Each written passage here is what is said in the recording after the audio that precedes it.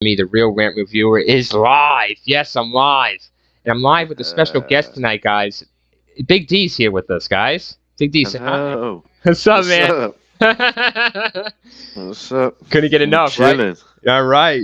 I'm glad you could join us for this live stream for the viewers, because we do have, Yeah, I love these sick bastards. yes, these sick bad. We love all of you. We want to thank you all for the comments, for the love that you show us. The Real Rant Reviewer wants to love you all. And thanks for the subscribers, especially. It's just been a dream come true. It's been crazy these last couple of months. And I just want to thank all of you for making a passion become a reality. And I hope all of you do that in your lives. And I'm there to Hell support yeah. you. The Big D, too. We're all here to support you all. Thank you for supporting us. We want to get it. We're going to do a live stream, guys, on Ed Gein. We want to do Rant Reading a Serial Killer, Ed Gein. And Big D wants to join me for this, yes? Yeah, I do. I love this sort of thing. Yeah, so do I. It's very fascinating indeed than any horror movie or any movie you can come up with. That's for sure. Leatherface doesn't hold the candle to the real Ed Gein. So let's read about him. Yes. Yep. All right. So we got Ed Gein here. Edward Theodore Gein, August 27th, 1906 to July 26, 1984, the year I was born, actually. Also known as the Butcher of Plainfield or the Plainfield Ghoul, was an American murderer and body snatcher. Gein's crimes, committed around his hometown of Plainfield, Wisconsin, gathered widespread notoriety in 1957 after authorities discovered he had exhumed corpses from local graveyards and fashioned trophies and keepsakes from their bones and skin. Gein also confessed to killing two women, tavern owner Mary Hogan in 1954 and hardware store owner Bernice Warden in 1957. Gein was initially found unfit to stand trial and confined to a mental health facility. By 1968, he was judged competent to stand trial. He was found guilty of the murder of Warden, but he was found legally insane and was remanded to a psychiatric institution. He died at Mendota Mental Health Institution of respiratory failure on July 26, 1984, at the age of 77. He is buried next to his family in the Plainfield Cemetery in a now unmarked grave. Early life. Childhood. Gein was born in La Crosse, Wisconsin on August 27, 1906, the second of two boys of George Philip Gein and Augusta Wilhelmine Gein. Gein had an elder brother, Henry George Gein. Augusta was fervently religious and nominally Lutheran. She preached to her sons about the intate immorality of the world, the evil of drinking, and her belief that all women, apart from herself, were naturally promiscuous and instruments of the devil. She reserved time every afternoon to read to them from the Bible, usually selecting verses from the Old Testament and Book of Revelation concerning death, murder, and divine retribution. She hated her husband, an alcoholic who was unable to keep a job. He had worked at various times as a carpenter, tanner, and an insurance salesman. During his time in La Crosse, George owned a local grocery shop, but he soon sold the business and left the city with his family to live in isolation on a 155-acre farm in the town of Plainfield, Wisconsin, which became the Gein family's permanent residence. Augusta took advantage of the farm's isolation by turning away outsiders who could have influenced her sons. Gein left the farm only to attend school.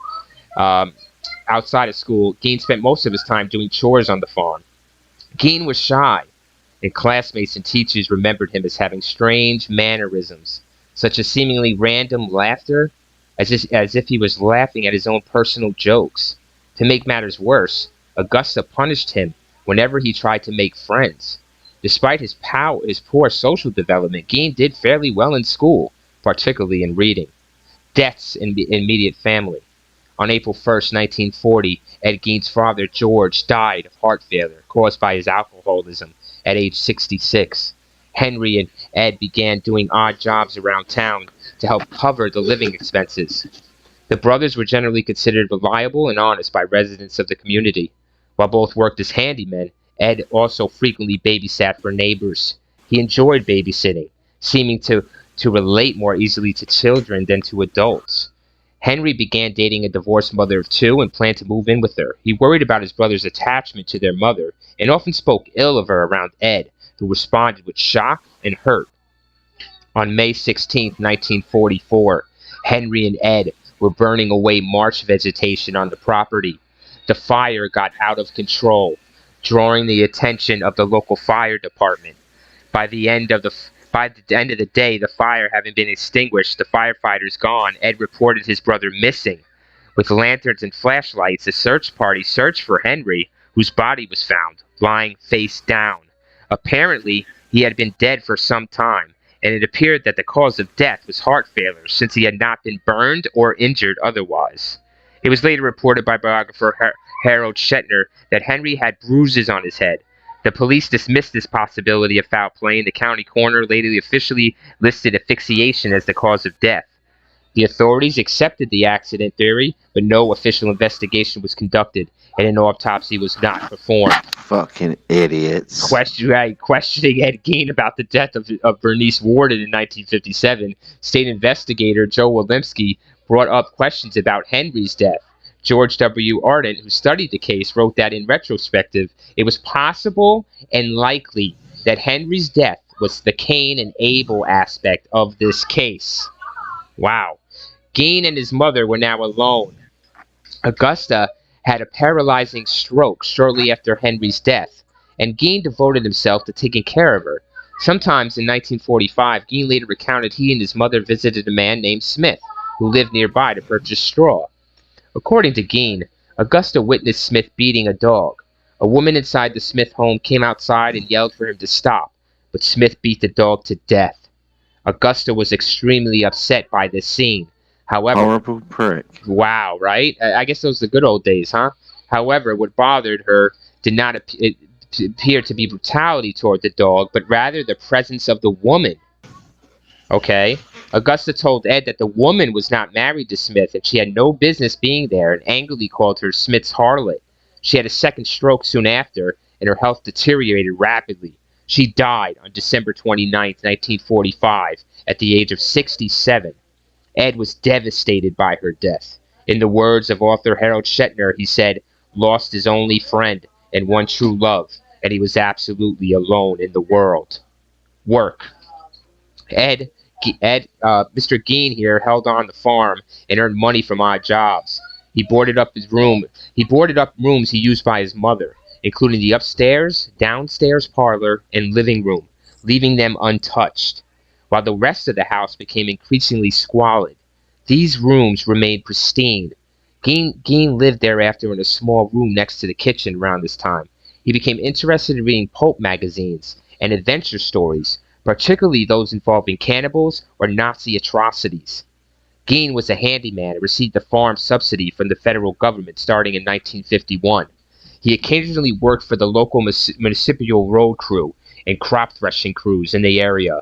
Sometime between 1946 and 1956, he also sold an 80-acre parcel of land that his brother Henry had owned. Crimes. On the morning of November 16, 1957, Plainview hardware store owner Bernice Worden disappeared. A Plainfield resident reported that the hardware store's truck had been driven out from the rear of the building at around 9:30 a.m. The hardware store saw few customers the entire day. Some area residents believed this was because of deer hunting season. Bernice Worden's son, Deputy Sheriff Frank Worden, entered the store around 5 p.m. to find the store's cash register open and bloodstains on the floor. Frank Worden told investigators that on the evening before his mother's disappearance, Gein had been in the store, and he was to have returned the next morning for a gallon of antifreeze. A sales slip for a gallon of antifreeze was the last receipt written by Worden on the morning she disappeared. On the evening of the same day, Gein was arrested at a West Plainfield grocery store, and the Waushara County Sheriff's Department searched the Gein farm. A Waushara County Sheriff's deputy discovered Worden's decapitated body in a shed on Gein's property, hung upside down by her legs with a crossbar at her ankles and ropes at her wrist. The torso was dressed out like a deer. She had been shot with a .22 caliber rifle, and the mutilations were made after her death. Searching the house, authorities found whole human bones and fragments, a wastebasket made of human skin covering several chair seats, skulls on his bedposts, female skulls, some with tops sewn off, bowls made from human skulls, a corset made from a female torso, skin from shoulders to waist, leggings made from human leg skin, masks made from the skin of female heads. Mary Hogan's face mask in a paper bag. Mary Hogan's skull in a box. Bernice Worden's entire head in a bullcrap sack. Bernice Borden's heart in a plastic bag in front of Gein's pot-belly stove. 9 Velvave in a shoebox. A young girl's dress and the vulvaes of 2 females judged to have been about 15 years old. A belt made from female human nipples. 4 noses. A pair of lips on a window shade drawn string.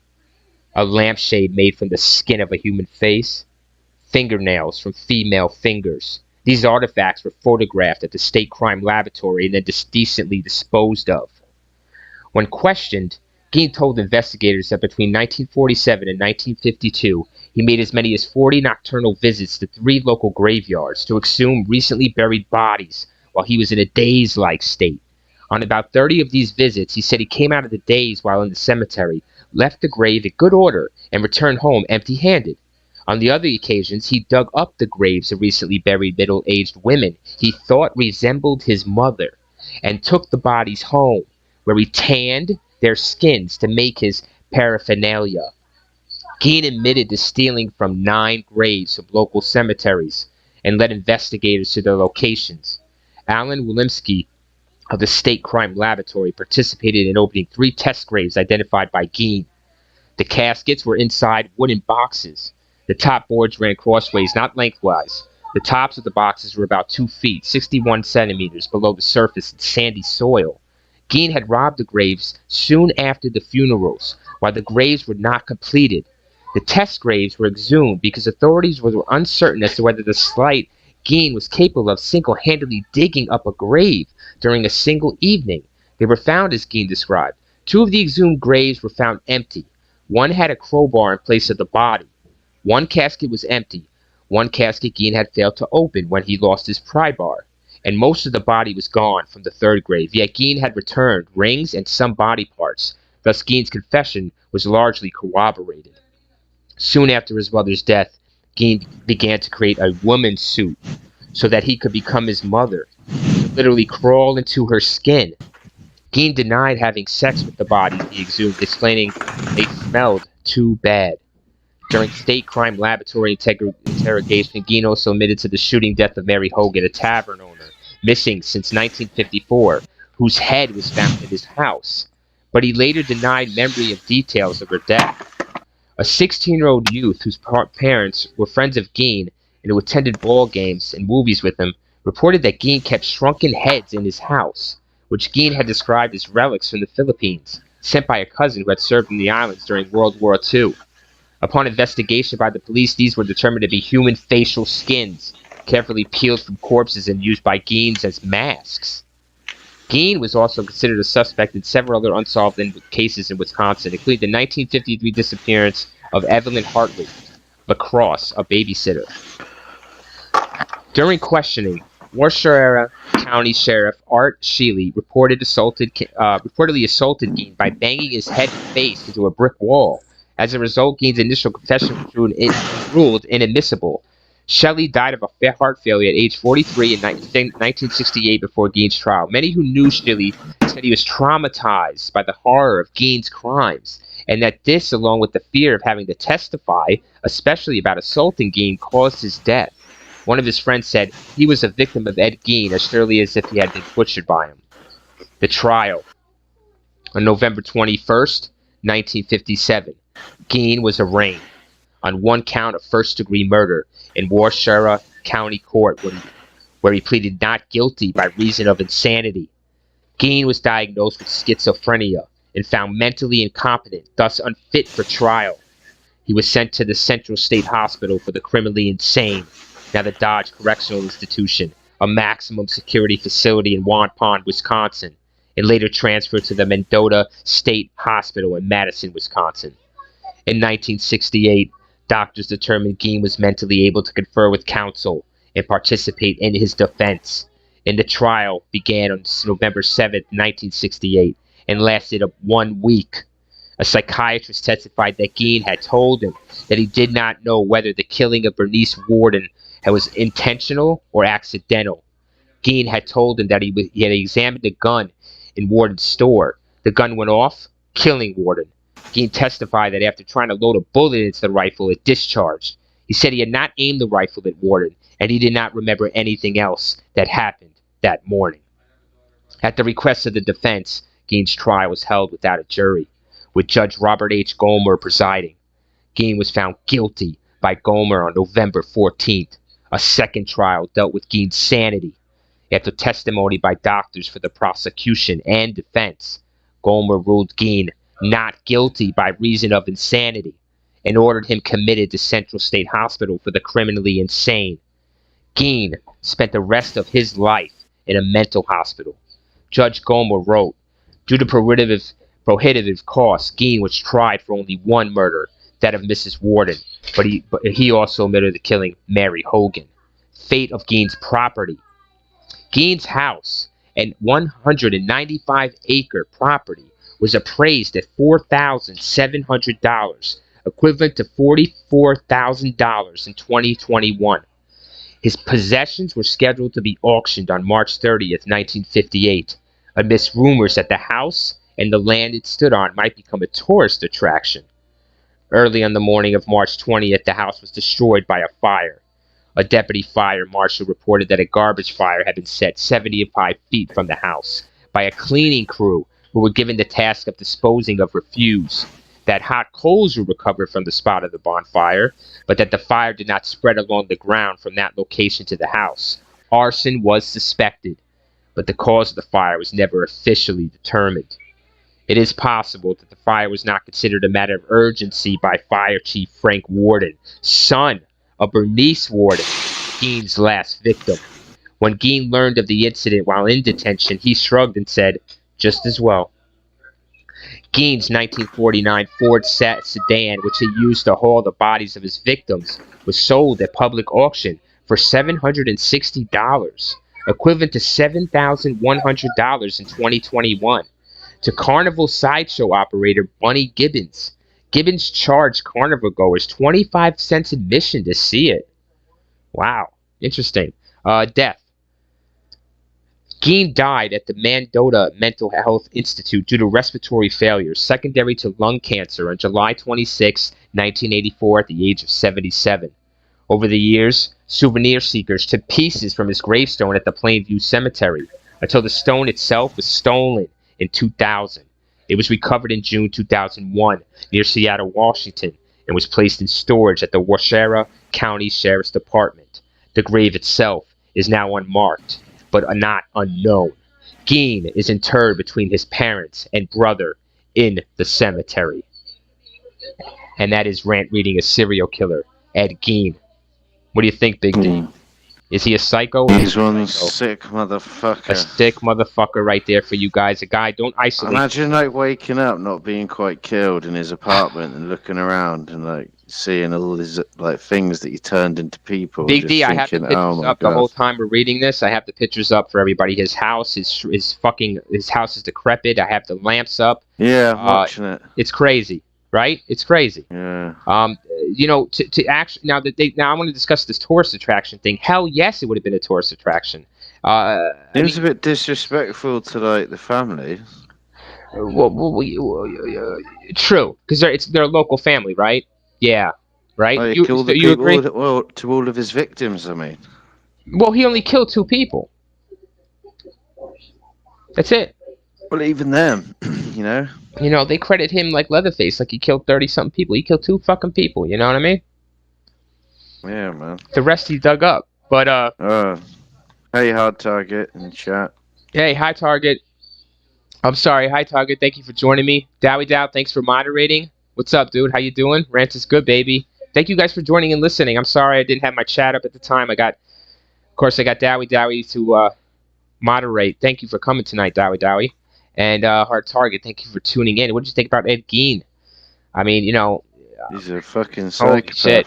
You know, we need to do more live streams about this to warn the people. The Rear Rant Reviewer needs to warn the people about these movies like that are coming out, like the Jeffrey Dahmer. These are real people, man. So you have to watch the fuck out. and learn about them. Learn what to look for, guys. All right, because that Yeah, person next door, that person next to you, that neighbor is so nice. They're too nice. You don't know what they're doing at night. You don't know what they're thinking. You know, that person you yeah, walk across the street, right? Tell me, Big D. It could be anyone. Could be Ed Gein, guys, that we just read about. Look at his fucking house. I mean, this is where the man lived after his mother died. And if someone dies, he lost it. That's all he had. You know? He was all alone. And we're going to see a picture of his house, which is really freaky. His house reminds me of the Texas Chainsaw Massacre house. They did really good with that. Yeah. Yeah, hate hard. The guy is sick, definitely. And, you know, you could see he did. The guy is sick. Yeah, he didn't sleep. Sick. There's no fucking way he slept. Wikipedia doesn't do that. We should add this to Wikipedia. There's no way the man slept. There's nowhere to sleep, you know? So he didn't get much sleep at all. He was very, his mind was racing a lot, right? But he did not go into his mother's room. I don't think Wikipedia mentioned that, but he's mentioned he sealed off his mother's room, but he didn't go into it. It was pristine. There was a couple rooms that were pristine, never touched. And those were his mother's rooms, right? Yeah. So he was, he could be clean, but he didn't give a fuck about anything else after his mother died. And he still cared about his mother even after death. So this guy is special. And I'm not saying special as in special ed, anything special that you should be like him. No, you don't want to be like him. But you don't want to be like him. You want to be associating with people, if you can, whether it's virtually or in person. Yes? I agree. Yep. Right. You don't want to leave yourself to yourself because your only reasoning and thoughts is yourself, and that's never the right answer because we're fucked up. We know that. We're not going to give ourselves the truth. We're going to get ourselves the easy way out or the wrong answer. So we need people we love, and Ed Gein didn't have that. Apparently, they say they couldn't prove that he killed his brother, but it's possible to get lost in a fire. It's possible asphyxiation to get lost and to suffocate from fire. Right, Big D? That's it. That's right. So you can't blame Ed Gein. There was no trauma. He didn't bang his brother in the head. He didn't shoot him. Nothing like that. You just couldn't find him. But I don't agree with brothers losing brothers. That's for sure. No, you don't. Yeah, you don't lose your brother.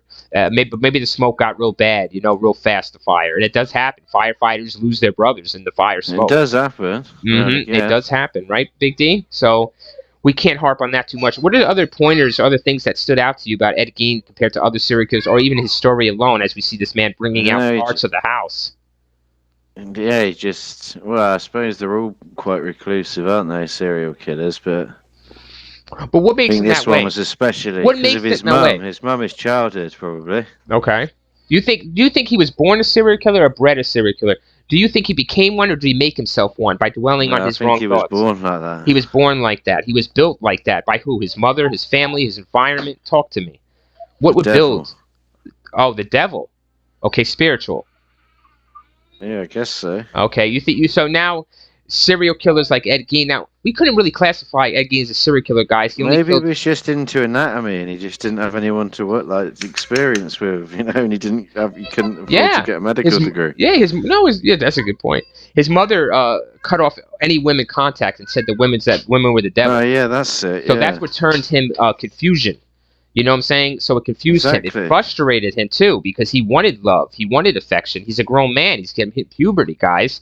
And his mother's telling him, no, it's evil, it's bad. So you know how hard it is to fight that? Of course we know. So can you imagine thinking that you're going to get punished or burn in hell or be in fear of someone if you do it, if you get caught doing it or thinking it? So he had a lot of frustrations, and he had to take them out. He had to fulfill his fantasies.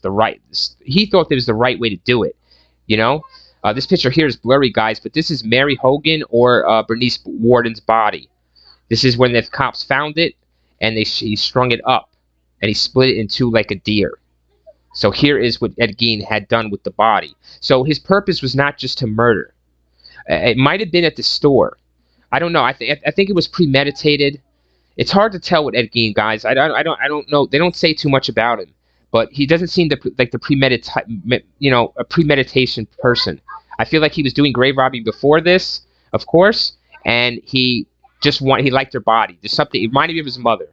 That's probably what he said, and he killed her and he brought her home, and that's that. To wear her. Yeah, to wear her, to put her, and to look at her. Complete and utter psychopath. Yes, Hard Target says, nah, he had evil in him. Yes, he had evil in him indeed. Dowie Dess is monitored and bad. Yes, agreed. A lot of those things, those factors. There could be a lot of factors that push someone, but here's the thing: it doesn't matter. It's the person himself. What it matters to them that push them, and they don't even know what it is sometimes, but they really do know what it is, and it's always motivated by something. It could be, to me, it's sexual. So even Ed Gein, it's a sexual thing with him. So he was motivated by those desires, and they're right desires if you do them rightly, if you pursue them rightly. But he didn't do that. He festered wrong desires. It's not wrong to desire sex, love, and affection. It's wrong to go about it certain ways to get it. You know what I mean? So that's what he did. He dwelled on it and dwelled on it and dwelled on it. He went to the store and he said, "Fuck that," and he took it. So and he took it home. And he's sick of the graveyards. He was sick of the fake shit. He wanted the real deal. He's a fucking piece of shit, dude. And see, we say that, you know, say that. No, he's not a piece of shit. You know what I mean? At the end of the day, he deserved a chance at life. Maybe he just didn't get the help he needed. Maybe he could have been normal, but at the same time, really, you know, he just wanted to turn everyone into puppets. But he could have lived with that. See, Dowie, you know, Big D, you know, Dowie Dow has good points in the chat. It's hard to target this too. But Big D, you hearing me reading this and you hearing it and seeing it, I mean, I agree with you, though. It's like, you know, I'm looking, it sounds like I'm giving these people a defense. It sounds like I'm giving them a way out or a reason, but there is no reason, is there, Big D, like you're saying? It basically comes down to right or wrong, doesn't it? Either you touch that hot stove or you don't, you take that candy bar or you steal it or you don't, right? And you live with the consequences, right? That's it. So that's the bottom fucking line. He just couldn't resist and do it. I know what his mommy did to him. I know what my mommy did to me. I know what your mommy did to you. We know it all, right? We don't go out and do that shit. And everyone says that. And that's the truth. Because it's a choice. You know? To me, it's a choice. Everything's a choice. And Mr. Gein, he chose. He chose to stay there for 20 years after his mother died or whatever and do nothing and just rave rock. He didn't have to go kill. But he dwelled and dwelled and dwelled. And he went and did it. And that was it. And you see here the policeman. Did it. You see here the policeman. I don't know if I'm running my mouth too long. I'm sorry if I'm boring you, Big D. Or if you want to get off this subject and maybe move to another scary something else, but Ed Gein is pretty interesting to me. So a lot of movies based upon him. Of course, we know Leatherfaces, and they, you know, you take that and you run with it, and you got Leatherface, man. You got millions and billions of dollars. It's not like the scariest one though. There are some. Ed Gein is not really the scariest. Dodgy ones. Yeah, like I said, I did a couple already rant readings on some serial killers, as in Dahmer and Gacy. They are very disturbing. But for me, Dahmer takes the cake. But you know, other than that, Mr. Gein is not a serial killer by definition. He's only killed 2 people. You have to kill 3 people or more within a month or a successive month. It's more about what he did, the acts of what he did, really. More about the acts of what he did was what?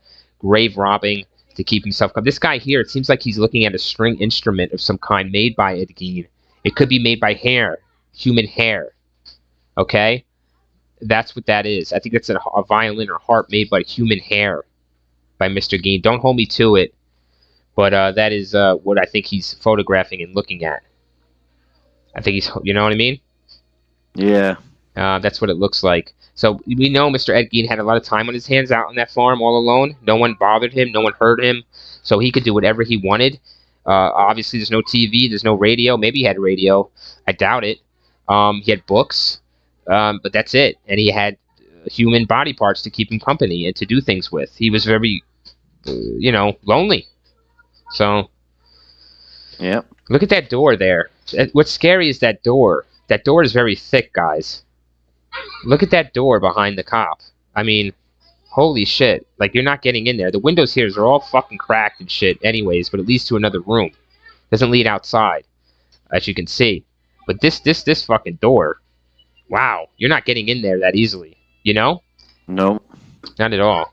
I don't know if you're bored already. It's pretty secure. Yeah, pretty secure, but little like ukulele, what is it? Violin. It is a violin. Now, if you see the violin, it does have a little bit of strings on it, but not really. It has like one string, and it doesn't look like hair. But this thing has nothing but hair on it, and look how dusty this area is, guys.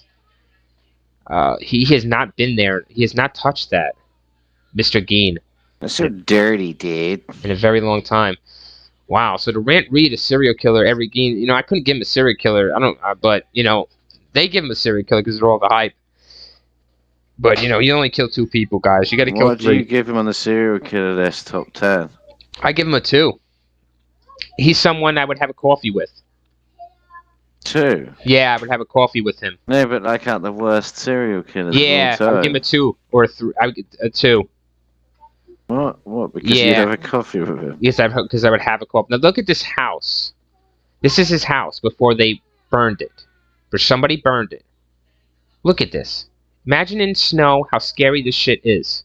No one's going to that house to knock on the door. Look at this. Go there. Oh, Big D, look at this fucking house. Look what he was doing in that house. They shouldn't have torn it down. I really think they should have made it a tourist attraction. I think they should make all houses that things happen a tourist attraction, especially the Amityville house. They should make that. It's a big house, though, isn't it? It's a nice huge, house. huge house. You can see how far it goes back, right? It goes way far back. Look how many stories. 1, probably goes up the stairs to 2, and then a whole nother area here. And then he has all the acres are his, so everything surrounding the house is his. You cannot come on his property. So no one dared come on his property for 20, 30, 40, 50 years. You know what I mean? No one checked on the Geins. Only when they went into town once in a while. And, wow, imagine walking up to that house, guys. Big D, I would be shook.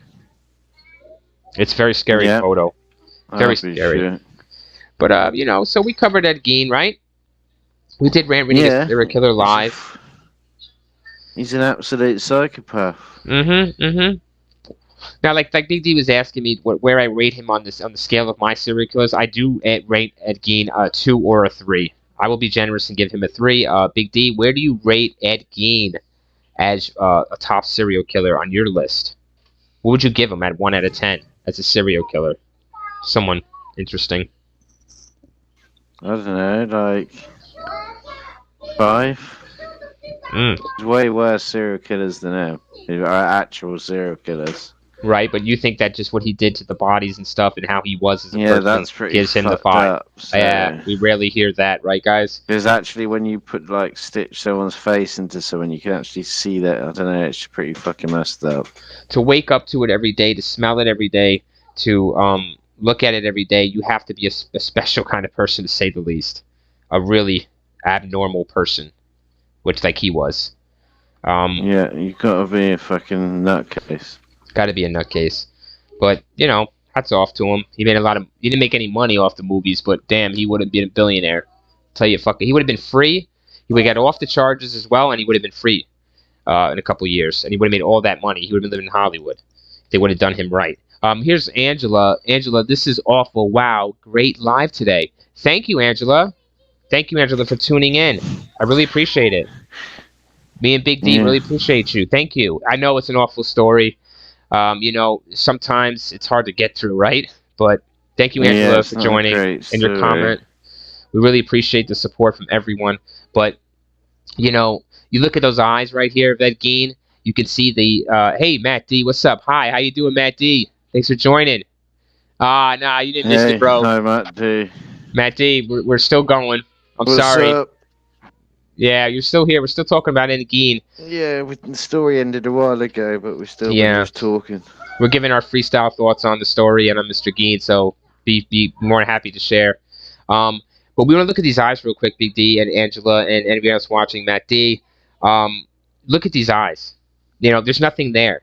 He's not there. You see? When you talk to him or you look at him, you see that there's nothing there. Like, he's looking through you. He's not looking at you. He's not there. He's not even thinking, to me. He doesn't know what's happening. He was diagnosed schizophrenic. So, evil eyes. Yes, hard target. So crazy, Angela. Yes, those eyes. Yeah, evil eyes and crazy eyes. Yes, it's a very dangerous person. Then again, he's not dangerous because it lures you in, those eyes. They're very soft. They're very welcoming. So that's the problem with him. Those women that he did murder, they trusted him. They knew him from town. Those eyes, his gentle demeanor. He was a small person. He was able to fool them, and that's how he killed them and got them back. He could have done anything he wanted. He was that. Look at those. dangerous people like that. I mean, if you look at Ted Bundy eyes, you can see the evil. You know, you see it straight Yeah. outright. You know what I'm saying? You see it straight outright. But this guy, you don't see it. You just don't see it. You see him as weak. You see him as your grandfather. If he dropped his groceries on the store on the sidewalk, you would help him pick them up, and that's the bottom line. And that's what he fooled the world, or at least Wisconsin for 50 years. So, yeah, Matt D, he isn't in my top 10. Yes, Matt D, I agree. He is not in my top 10. Ed Gein is not in my top 10 serial killers or killers, period. Yes, he's someone I do not think about when I think of killers. Nice, clean chat tonight. Thank you, Dowie Dow. Thank you, thank you guys all. Big D, thank you for joining us. Angela, Matt D, Hard Target. I want to shout out everybody. I'm sorry if I missed you. Thank you all for joining the live stream. Yes? Yep. Thank you very much for everyone joining. Yep, and we're going to be back soon as we can with another You've been live legends. You've been legends. Thank you, Angela. Bye-bye. Thank you for joining. We love all of you. Hard Target. Like I said, everybody, and just stay away from people like Ed Gein. Think twice. I mean, help people out for sure, but just think twice before you knock on that door for trick-or-treat. All right? Thank you, Dowie Dow, for moderating. Yep, we'll see you all soon. Thank you guys for